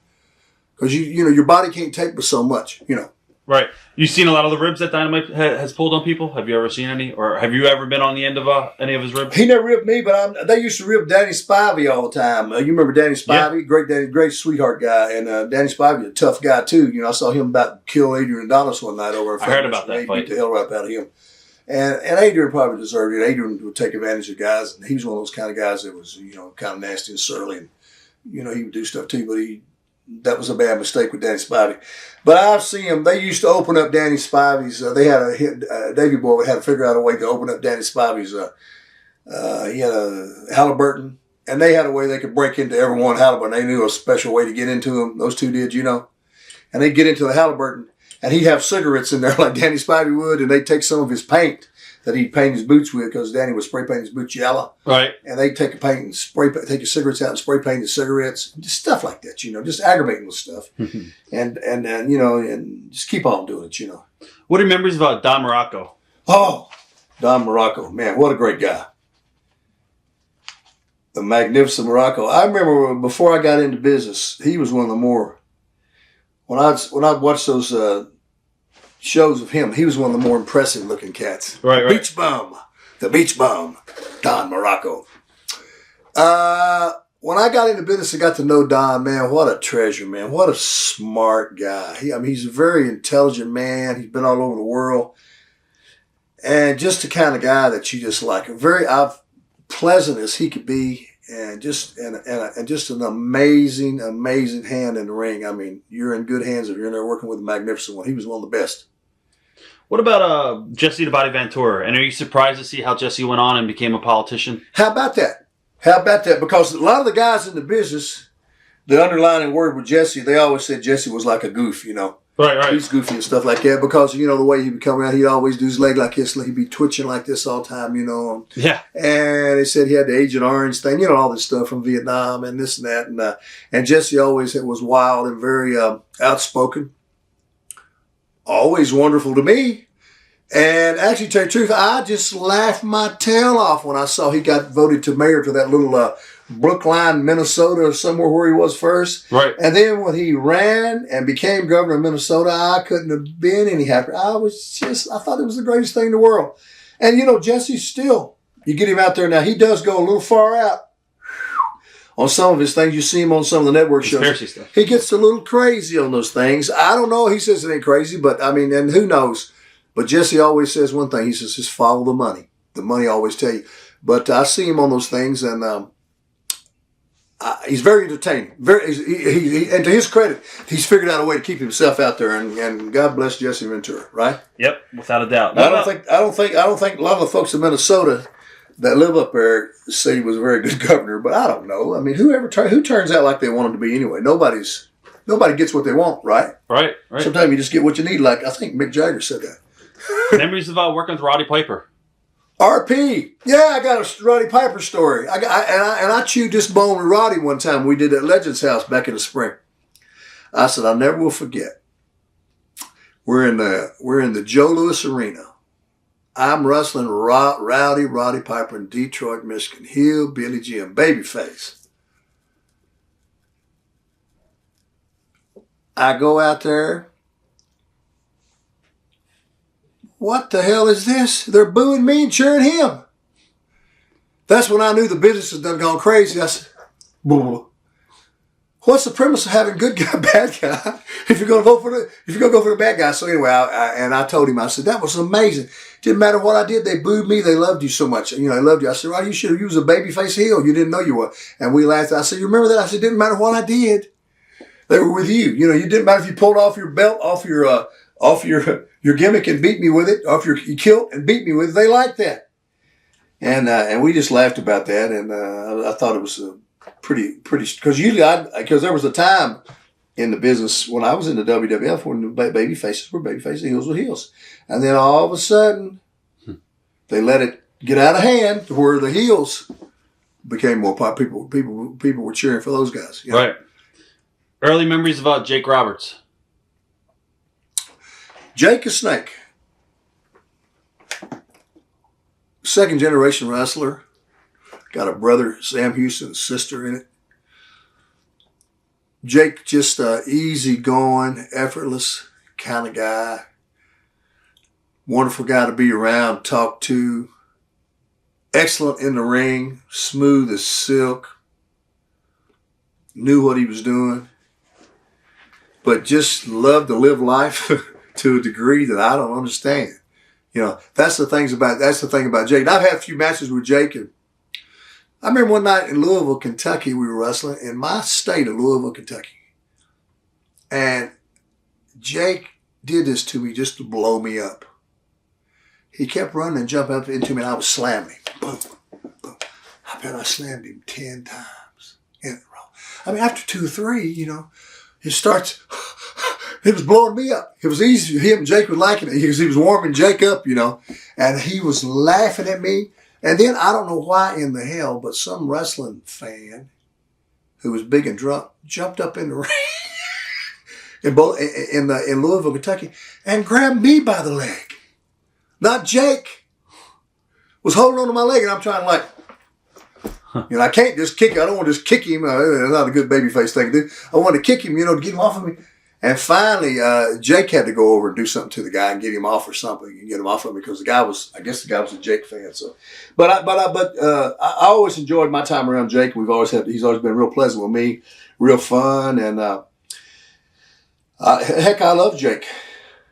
What about the Sheik? The Iron Sheik. I can't believe it. Cosgrove. Oh man, that's a character right there. Probably the most imitated man in the world of professional wrestling in my time. That the excellent, beautiful, but everybody's got a Sheik imitation, and he was a character. And I'll tell you, if you missed the Sheik and Nikolai Volkov show, you missed the show and I'm not talking about the show in the ring. I'm talking about the one backstage and them traveling together. Oh my God, poor old Joe. Oh my God, Volkov. He was just as sweet as even. Where I get our Sheik every time about cool, minor, mellow, even temperament Sheik. I can't believe you're stupid. You're really cussing him and kind of. It's gonna be all right, Sheik. It's gonna be all right. He was just like wow. I mean, it was truly an odd couple, and I'll tell you, man, they drew nothing but money because about any time they get ready to do something, their countries would do something, and there'd be heat with Russia and heat with Iran. But Sheik, yeah, he's I see he's back walking a little bit better now. Before he was all in them wheelchairs, man. Yeah. He looks like he's doing a little better. I'm so happy for him, You worked a lot with King Kong Bundy, obviously. I did, Chris. Yes, Chris. How was he like to work with? I think of all the big people that I worked with, Chris, King Kong Bundy, he had the fastest step, and he was people do not realize how fast he was across that ring. I mean, I say he could have made a great football guy on that line because he was so quick. His first 2 or 3 steps, were sudden.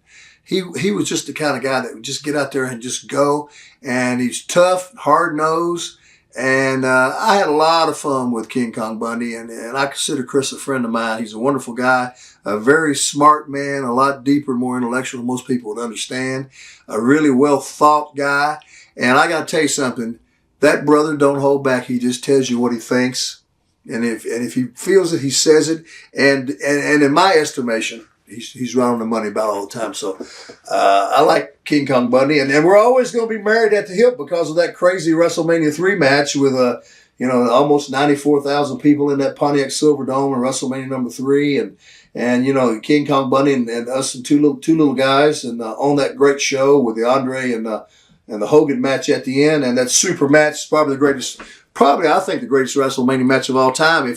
I don't see how anybody could have been better than Steamboat and Macho Man Randy Savage at WrestleMania 3. I've watched a lot of matches.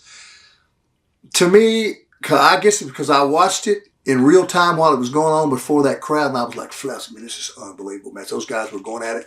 And to have been a part of that show, and then all these years later, like Chris and I say, the match we're mostly known for is that little goofy gimmick match we had. Right.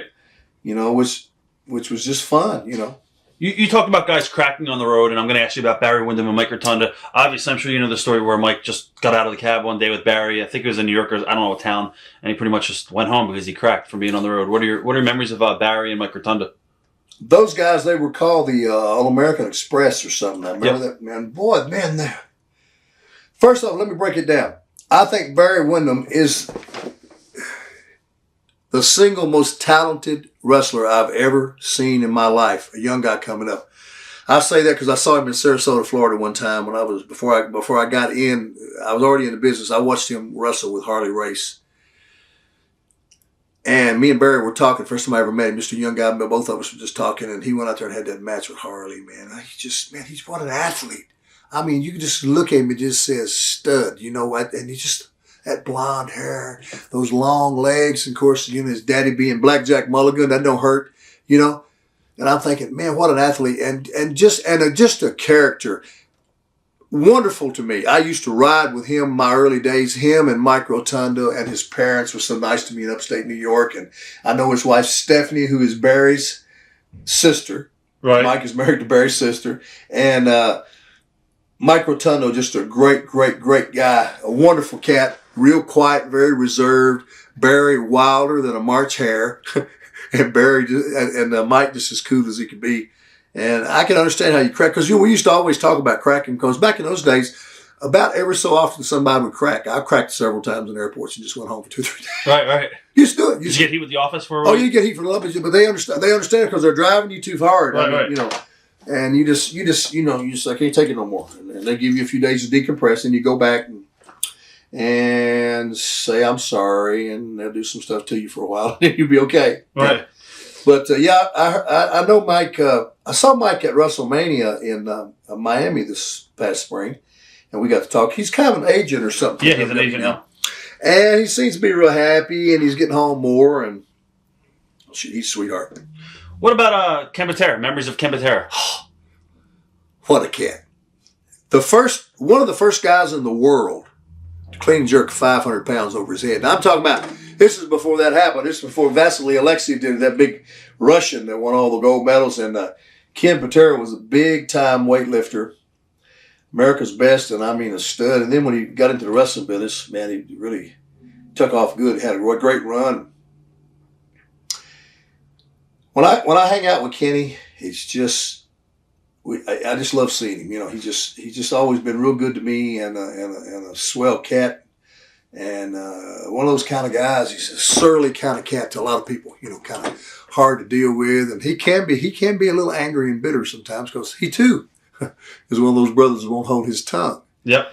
And I'd like to see more of him. I know he lives up in Minnesota because I talked to my buddy Jumpin' Jim Brunzell, who sees Kenny every once in a while. I'd like to see Kenny. I know Kenny had a couple of shoulder replacements and stuff. He's had a lot of pain in his life, but he was great. He was a great in-ring performer and a great character. And he's one of the guys that was really nice to me. Really nice guy. What about Jimmy Snuka? Superfly. How about that Jimmy Snuka? He don't ever change, does he? Got the same smile about, hey brother.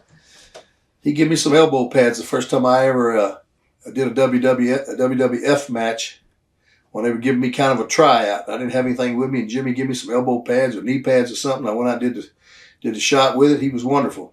And as the years have gone by, I've seen Jimmy a lot because I do a few of these little shows. I want to do more of them. I ought to come out and do more because I seem to have a great time every time I come out and do it. But I see Jimmy at a lot of them.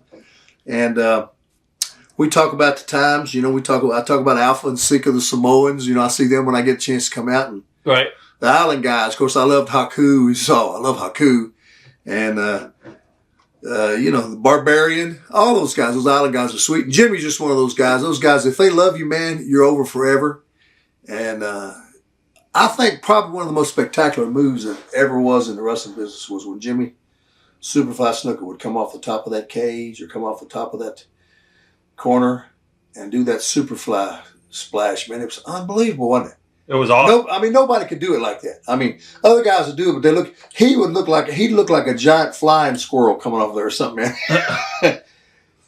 What about Bobby Heenan? Did you get along with Bobby outside the ring? He kills me.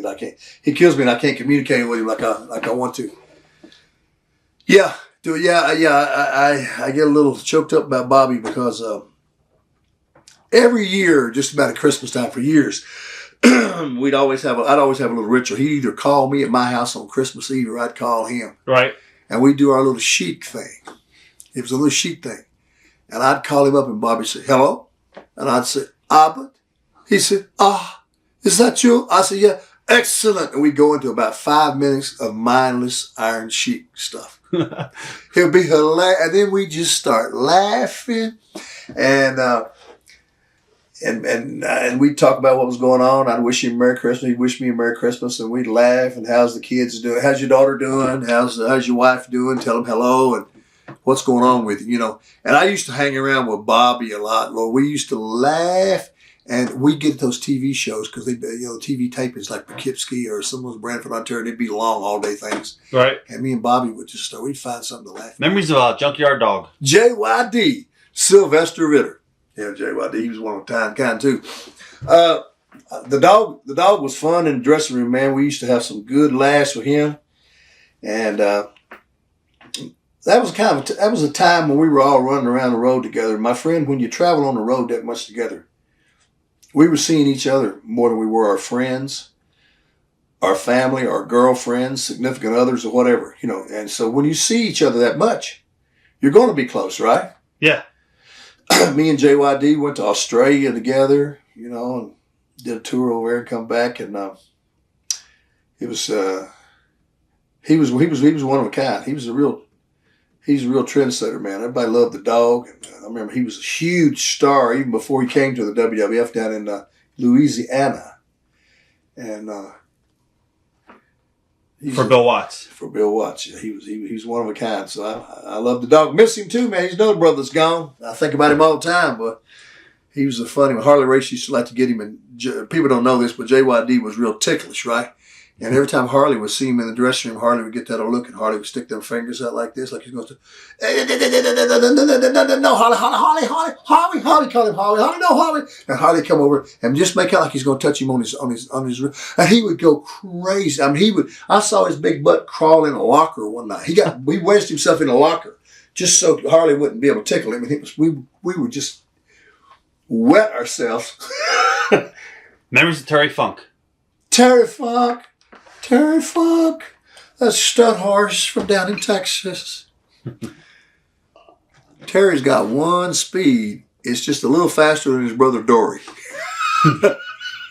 Yeah. They're both kind of low. What can I say about Terry Funk? He is wrestling. He is the wrestling business. Barry Windham and Mike Rotunda used to drive him crazy because they were young at that time, and they every time they'd get around him, they just grab his boots and mess with him. He said, "Why don't y'all leave me alone? Leave me alone, damn it! I'm trying to conduct business here, and you two knuckleheads." And they would just mess with him because they've known him forever, since they were kids, Right. And he was Terry's the kind of guy that transcends every generation. I mean, he's a wrestler's wrestler, ain't no doubt about it. And boy, I used to love to go down to Amarillo, Texas, down there where he's from, and and see him down there. We'd go over and do little shows in town down there when he'd be around. And I'm glad I had a chance briefly for him to come back out, because he came back out and wrestled for a while, and he had that JJ Funk with him, who was Jesse Barr.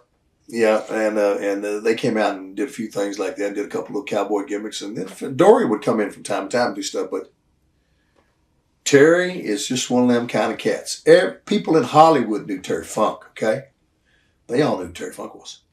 Because he'd give them a lot of input and choreograph a lot of their fight scenes. And he was real big in that. He was in that movie Roadhouse with Patrick Swayze. Right. Yes, I've seen that. What about Hercules Hernandez? What are your memories of Hercules? Big Ray. I hate that he's gone. That's kind of hurt me when I heard about that. He was truly a one of a kind cat. Ray was a wandering spirit, just as happy. Hey, he'd be just as happy in here as he would be in the Waldorf Astoria Hotel or the Hilton Bypass Hotel. He didn't matter to him. He just, wherever he was where he was home at, and as long as he could get him a workout, right? And eat real good. I saw him eat $63 worth of food one time at a Waffle House. Oh my! Now I heard that story. Now that might not sound like too much of a thing, but if you're ever down in the South where I'm from, Waffle Houses, they're headquartered down in Georgia, so they got them. There's a Waffle House about every 5 miles down through there. And let me tell you, if you go to a Waffle House, I mean, I'm telling you, I went in there with him one evening. We was eating. He started ordering food. He ordered steaks, the little steaks and eggs, and then he got double cheeseburgers, and then he got a salad, and then he ordered some waffles, and then that wasn't enough, and he ordered another sandwich or something, and he got a couple of big drinks of this and that, and 2 or 3 things. It was $60-some for one guy. And we laughed. No, go ahead. Yeah, he was a great guy. You shared the locker room with a lot of greats and a lot of tough guys. Who, in your opinion, was one of the toughest guys ever to be in the locker room? Was it Haku? Yeah. I think probably just about as tough as anybody I ever knew. And by the way, one of the sweetest guys too. I love his wife. I love his daughter. He's got a daughter that's got a young baby. And I see them at Wrestlemania, and I get to see Haku. I love him, man. He's Tonga Fafita. Right. Tonga Fafita. But not in him at all to be mean to nobody, just as sweet as he can be. But those Island brothers are tough. Another one that was tough was Barbarian. Barb was tough if he wanted to be. I mean, and there's a lot of guys that, were in the ring that, that you see a lot of tough. And then the old guys, when you start talking about tough guys. But see, here's what you got to realize. When you're in that WWF locker room, Blackjack Mulligan had been gone for a while. And he came back to the Meadowlands one night, and he was in there with us, and we were all back in the dressing room, and he says, "I've never seen nothing like this in my life. Look how everybody's a monster in here. There's John Studd in there. There's King Kong Bundy. There's me. There's the one-man gang. There's Don Morocco weighing about 315 pounds. Right. And you got him in there. There's so many 315, 20, 30 pound big guys, and all of them, if you come down to it, everybody's going to stand up and fight. So, if you win, but you lost part of your ear, do you really win? If you win, but you got an eye poked out,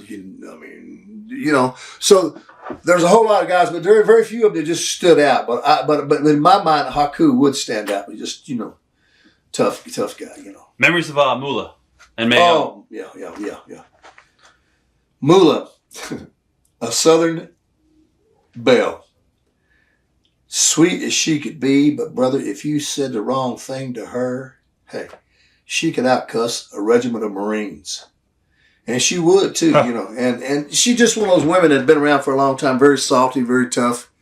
And she's just one of a kind, you know. Okay. What about Kurt Hennig? Memories of Kurt? Kurt, real well. Big Ribber? Great Ribber. Great Ribber. Great worker in the ring. Very talented man. Gone too fast. I'm still mad at Kurt Hennig for what he did to himself.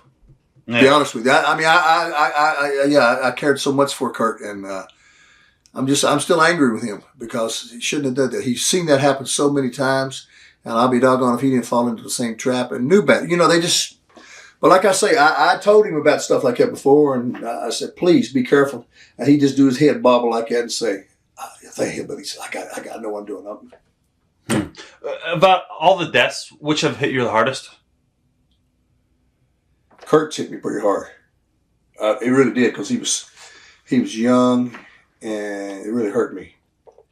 Andre kind of hurt me too. You know, I knew that was coming because I had a personal thing with Andre. I kept feeling sorry for the life that Andre had to live because people don't realize no matter what he did, he was messed with by people. I mean, you just couldn't hide out and put a hat on and walk out somewhere or change you. You know, you're still going to be Andre the Giant. And people are going to follow you, and for better or for worse. And he didn't have a particularly family to go to. His whole life was just living on the road and wrestling, you know. Right. So that kind of caught me for the sadness of it. But I think Perfect's was just too much. Right. You know? I hate the Owen Hart thing too because I knew Owen real well too. That was a. Were you in the building the night that Owen passed? No, I wasn't. No, I wasn't. I was doing home video sales at that time. I did go to the funeral though, up in Calgary, and it was very sad. As time went on, did Hulk Hogan change? I think by virtue of everything that we've seen, obviously he has changed and evolved. Personally, for me, we don't keep that much in communication. A lot of my communication with Terry is through a second party, like Jimmy Hart. Like me and Jimmy called him one day and talked. Hey, brother, what's going on? And I talked to him a little bit. I said, I can talk to you. I said, man, I'd like to see you more. I said, I don't get down to Florida much, or I'm not out too much. How you doing? Call me sometime, you know. But you know, he's sweet to me, but he's not gonna hang out with a guy like me, right? Because I don't want to do that shit. You know, I ain't gonna get out and party and that crazy. Hey, man, it ain't my cup of tea. You know. Were you surprised when WWE started allowing the smaller workers to get over, like Shawn Michaels and Brett? Yeah, really. You know, used to be those guys were big job guys. Right. They would have beat them down. The old WWF guys come in like that, they would just chop them up. Because really, if you think about that, you think about this, in the law of nature, the bigger things win. Which line beats the other line? Because they're all basically the same. The bigger line. Is the tiger stronger, or would a tiger do in a line? If he was bigger than him, he would be. See, so that's something that everybody can relate to, fans. And so when you got these little bitty guys out there beating these big guys, it's like, come on now. Because brother, in real life, probably wouldn't happen. Right. Oh, without a doubt. Probably in real life it wouldn't happen because, even if you get karate guys, real good karate guys, they'll tell you, senseis and stuff, they said, look guys, I'm teaching you this. But this don't work against bigger, stronger people. You know what I'm saying? Yeah. You know, I mean, that's why you get a big old tough kid, say some kid that's a big old football kid or something. You try to say it ain't gonna work. You know, because they're just, it's just bigger. But I understand you got a thing called demographics, and you try to adhere to. They want to make sure that everybody's got something they can be entertained by, and for all levels of the family, from the old people to the young people.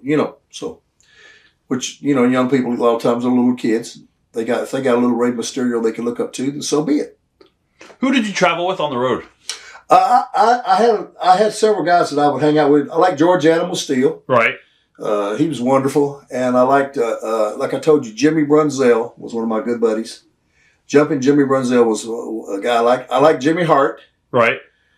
And from time to time, I would be with Tito Santana. Tito was great to do a trip with. Trying to think who else. Not too many more. Like I said, Mike Rotundo and Barry Windham, when they were there, they were wonderful too. So I would, I would ride with them, with those guys if I could, try to set up right. If I find out what town we were going to be in, I'd say, listen, can I go with you guys? Yeah, you go. And we'd all just get the car and we split it up. And that was a beautiful time. Now, you also worked a little bit with Mr. Fuji in the tuxedo matches. Mr. Fuji, yeah. Memories? Papa San. Memories of those matches. Lots of memories. Mr. Fuji was a great guy. Wonderful man to me. We always got along good. And he taught me a lot about stuff. And he was a tremendous ribber too, but never to me. If he ever ribbed me, the secret to that would have been never try to get him back. Because if you ever try to get him back on a rib, he would just escalate. It would get worse, And he would accelerate the rib to where it would be horrible. With the dog food? Oh, yeah, dog food, dog bow wow teriyaki or whatever you want to call it. He would do all kinds of things like that. But, yeah, I had the tuxedo matches with him, a lot of fun. And we went around the country and doing that and laughing and tearing those tuxedos off each other. And him standing out there in his heart-shaped underwear. I remember Fuji. Now, as time went on, I believe in 1990 you worked a match with Earthquake, but it never aired on, I believe it was for TV, for Saturday Night's Main Event, maybe? Maybe I did. Yeah. Why was that? Just no time? I had no idea. Big John Tenta. I like John Tenta a lot. He's another one gone. And then you also worked, obviously, with the Godwins. You were in Phineas. Yes. Yeah. Did you like the managing gig? I enjoyed it. Yeah. I enjoyed it. It was a lot of fun. Yeah. Now, was that after you started already working for Coliseum, or was that before? I was still doing it while I was doing that. Okay. Yeah. And how did you get that position in the office to start doing all the trade shows? It was just something that they needed you, and you had good business sense, or how did that come about? No, when I started to get out of the business, you mean how did I get my Coliseum video job? Yeah. Oh, well, I'd done stuff over the years, personal appearances for Coliseum Home Video, and I became kind of friendly with all the guys, Marty Applebaum, Arthur Morowitz, and Howard Farber there. The last two being the owners, especially Arthur Morowitz. And when I had a neck surgery in the early 90s, I knew it was going to pretty much finish me up.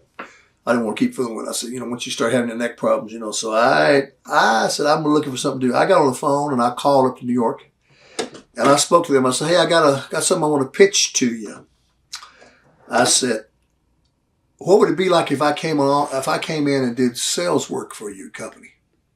Hillbilly Gym, Coliseum Home Video, wrestling product. They said, oh, let me talk to Arthur. Next thing you know, I'm in. They made a big announcement. Become a big deal. Here I am, a guy going in that's selling wrestling tapes to people, and I'm actually a part of what I'm selling. It had never been done before in the whole video business, And they thought it was great, and I got to go all over the country, and eventually I become the North American director of sales for Coliseum Home Video, and it was just a wonderful thing. And some wonderful relationships came out of that with Marty Applebaum and Arthur Morowitz and Howard Farber. They were lifelong friends. I still do stuff for Arthur Morowitz. I still do trade shows for him and his Champion Stamp Company and his the banknote company he's got. I still go out and do trade shows and conventions all the time. I was in Philly this summer for him and down in Memphis as well. And we do the big world trade shows in Boston and LA and Pittsburgh. And so, it's kind of like, you jump off of one lily pad onto another, but it's all because of the wrestling business. So I don't want to get this confused with anybody, but it's all because I had the opportunity and I was blessed to get a shot, and luckily I took advantage of it. Now, you also work for Vince at times. You do a lot of the WrestleMania Access and all that, putting that together. I did this. I think it was either 5 or 6 years, that Fan Access tour. Yeah. John Sahegan called me up and pitched it to me about me doing it. We started it very small. Just myself, a tour manager and his assistant, and a branded SUV, brother. Am I tearing this up here? No. And a branded SUV. And we were doing Walmarts. And we were doing places like Buffalo Wild Wings and little places like that. And we'd work our way around the country heading towards to WrestleMania, which was in New York. And it got over. Every year it grew exponentially and got bigger and bigger and bigger and bigger and bigger. To finally we're spending about $1.5 million on it a year and then after 5 years, the last one I did was one where they did the WrestleMania down in the WrestleMania down in Florida, Orlando. Right. Yeah, that's when Ric Flair retired. That was the last one I did. I did it like 5 or 6 years in a row for him, and then I got a little hiatus. I hadn't done anything much for him since then. But you also came back. You did WWE in April. I think it was the Blast from the Past. Yeah, that was right after we just got through finishing doing shooting that reality show. We don't know when it's going to come out, if it's ever going to come out. Yeah, Howard Finkel was just telling me. Called Legends House, and they were talking about that briefly then because I thought they were going to put it on the WWE network, which may or may not be working. I don't know. And since then, I think that they pitched it to several different other companies. Now, when you went to the locker room, a lot of the younger guys, did they come up to you and pay their respects? Or? Oh, they're sweet as they can be. Okay. It's amazing. I mean, that's one thing that's one thing that's very touching to me. How nice and mannerable these young kids are to us. It's just really, because I remember when I was coming up, the guys in there wasn't too good to the old guys because the old guys were mean to them when they broke in. They want to protect your spot. Yeah, they were mean guys. Yeah. Right. So. All right. As far as the Hall of Fame, is that something you want to be put into it at some point? Oh, that might be cool. If it is, it's not something that I think about all the time. I have a lot of people ask me about that, what my feelings are on that. It would be certainly a lovely gesture to be a real high spot in my career for me to say that. You just can't get you can't get no higher in the business to get put in that Hall of Fame. If it happened, it would be it'd be very welcome. But I don't really live on that because, like I told the guys. All the guys that were in that WWE Legends house, every one of them were in the Hall of Fame except me. Right. And they said, "You're not in the Hall of Fame?" I said, "No." They were pissed. Man, I said, "Brother, I've had a Hall of Fame life. If this happens, it happens. If it don't happen, it ain't for me to say. It ain't gonna stop me from having a good day, What was the craziest thing you've ever witnessed on the road, as far as like maybe a fan doing anything to one of the boys, or just between the boys being on the road, and any funny stories, road stories? Oh, my Lord, it'd take you a while to really get into that and think about all that because there's been so many crazy, amazing things that would happen. Guys would, a lot of times I'd get up in the morning time and we'd go get something to eat or something before we head to the airport or whatever I was going to do. And I'd find out what happened the night before. What happened last night? Oh, so-and-so did this in the bar last night. Oh, did you hear what happened? So, no, what did they do? And it was always some kind of a new dilemma. Piper did this last night. Or so-and-so did this last night. Or this guy got in trouble. Oh, JYD, did you hear what happened? And every day was like a new soap opera. Huh. And it was like living in a continual soap opera, And, and you get people to run up to you that you wouldn't, it would just drive you crazy. You wouldn't realize who'd be watching you. Like, I went to did Farm Aid one time for Willie Nelson in Austin, Texas, 1987. And the guy that was promoting it was a guy named Buddy Lee. And he said, "Jim," he said, "I want to take you over and introduce you to George Jones, who's a real famous country music singer. He's probably the most famous country music singer alive now. George Jones is." And we go up to George Jones and I put up my hand. I said, "George, I want to say hello to you." I said, "I'm Hillbilly Jim." And he says, "Oh, I know who you are." He says, "I watch you every week on TV." And I said, "I'll be damned." George Jones is watching me on TV. How about that? My mother wouldn't know what to say about that. Right. At what point did you ever sit back and be like, "Wow, I made it"? First time I went to Madison Square Garden. And it was just something about that. Even so more so than WrestleMania 3, because I'd already been in business a while then. But the first time I got to work in the Garden, because as a young guy growing up in the South down in Kentucky, you hear so much about Madison Square Garden, and you think about all the historic boxing matches. You think about all the basketball games that's been there, all the concerts that's been there, track and field, all the other events and things, and it's in the Big Apple. And then all of a sudden, you're in the ring at Madison Square Garden. I'm like, "Woo, doggies, this is pretty damn good." Yeah. So that's something that really stood out in my mind a lot. WrestleMania 3 was good for the career, but that first time in the Garden, that's hard to top it. Speaking of WrestleManias, do you feel that WrestleMania has gone too far and lost sight of the wrestling aspect of the sport in favor of complex theatrics? Some years it does. I think it goes up and down. Sometimes I think it's a bit much, and then they might go 1 or 2 years and be right back on the mark again. It just depends, But that just shows you they're just reaching for something, They're reaching to try to stretch out there and get that next thing out there. They're trying to do the new deal that's going to captivate everybody's imagination, How would you compare the WWF today with the WWF as you know it back in the early and mid-'80s? Completely 100% different. In what aspect? It's just different. The locker rooms are different. The way they do the business is different. The way they do the TV is different. The way they do pay-per-views is different. It's just totally different. If somebody from my day came back, say like the Junkyard Dog came back from the dead and went in one of those dressing rooms, you wouldn't hardly recognize it. We talk about how much, me and Jimmy Hart talk about how much. I'm not saying it's worse. It might be better, but it's just different now. It's a whole different dichotomy of situations, and it's just. For me, it's just kind of weird to take a little something getting used to. I'm sure it'd be okay for these guys right now. If they had to go back to the way we did it, it'd be like going back in time to the barbarian times. Any regrets? Regrets. Wow. Yeah, I tell you what, I do. I was never one of those kind of guys that was a squeaky wheel. I never really complained. I think I could have done a lot better and went a little further in this business if I was one of those kind of guys that played that game a little more. You weren't into politics? I was never a whiner or a moaner. I just went on and did my stuff, and I never complained about payoffs, or I never was super ambitious about getting there, you know. And then I think about that too. Sometimes I think, well, maybe it all worked out for the better, because thank God, at least I'm still in pretty good health, and most everything works on me, and I'm still able to feel good. And then I see a lot of the guys, and they're just not that good, you know. It's like life ain't been kind to them. And if you stay in that business too long, brother, you're going to be a bag of bones. Right. Period. Now, was it your choice to pretty much get out of the ring early on, or was that the office? My choice. Okay. Yeah. All right. Looking back, what is your fondest memory in the business? Fondest memory in the business, my Lord. That's pretty intense right there. I think my fondest memory of the whole business is, and I still am amazed at the people that care about this business and they remember. That just blows my mind. Like, I'm sitting here today talking to you, brother. I've been out of the business a lot longer than I was in it, you know. I mean, to be honest with you, I'm not a lifer. I mean, I think a life is the kind of thing that you got to move on and do different stuff. If you're only known for one thing in your life, that might be good for people to say, oh, that this guy was the greatest musician, the greatest player. But if you're the person, that's all you do, you've led a shallow life. Life is about experiencing lots of things. I've been able to get out and do a whole lot of other things. But the memories of the wrestling business, I would never say anything bad about.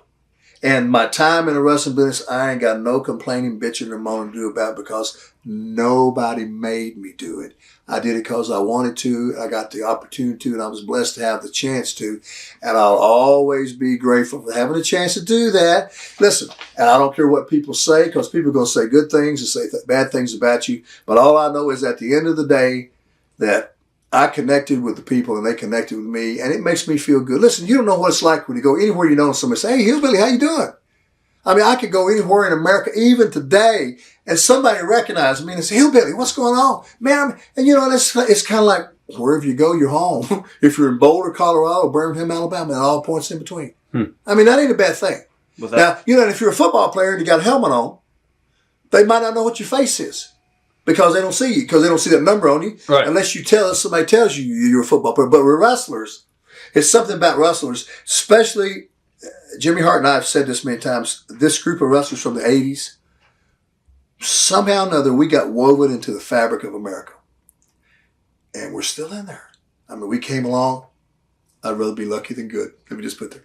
Is there anything you want to say to your fans out there that you never had a chance to say until now? Yeah, I want to say this to you. I appreciate you and I enjoy you so much, and I always try to have time to talk to you, and it doesn't ever bother me. If you ever see me, you're not bothering me. I've always got a few moments to speak and reflect, and by and large, most fans have always been wonderful to me. Now, you get a few that are zealous, right, and they're a little happy, and I understand that, because it takes a lot to go up to a guy and lay yourself out there and put yourself out there, because the guy could reject you. Then you feel like a schmuck, you know. But you know, but when they come up to me, it just does me good to hear people say, "Hillbilly, I remember you. Like you were talking about seeing me in a match somewhere early on many years ago." And I'm thinking, that's good. I'm glad you remember that. If I could have brought a little, let me say this to the fans: if I could have brought a little bit of entertainment to you, a little bit of happiness to you, it was my pleasure. Thank you, because of you folks. You made Hillbilly Jim have a pretty good life, and I owe you. Well, I want to thank you for being here today. It was a great interview, and we wish you the best of luck in the future. As well. Thanks a lot. TitleMatchNetwork.com